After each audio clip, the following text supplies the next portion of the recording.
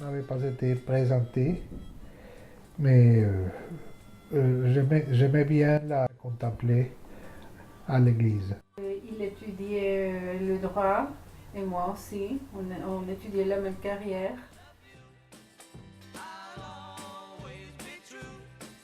Je savais de moi, je savais bien d'elle. Et une fois, pour ma grande surprise, j'ai reçu un appel. C'était Myriam qui m'appelait pour m'inviter à un bal. Ça a été très étonnant. J'en étais très content. Après ça, il m'a invité, je l'ai invité plusieurs fois. On est allé au cinéma, à différentes fêtes, etc., etc.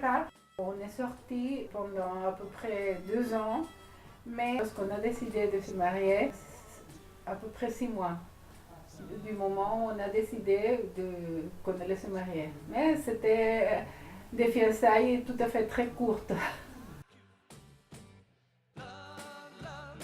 Satisfaisant, c'est d'avoir construit une belle famille, c'est-à-dire une famille belle, avec des enfants dont je suis tout à fait orgueilleuse.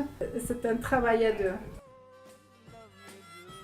Il y a beaucoup de choses où s'installe peu à peu une complicité, une compréhension mutuelle qui enrichissent la vie. C'est très difficile parce que chacun a son caractère et le caractère de chacun est complètement différent. Moi, je suis plutôt pas trop sociable, mais plutôt sociable, et lui, il est plutôt casanier, ça veut dire qu'il aime être presque toujours à la maison. Alors il y a toujours des points qui sont négatifs, mais en général, on s'arrange pour que ça marche. Le plus compliqué d'être marié, c'est évidemment être marié.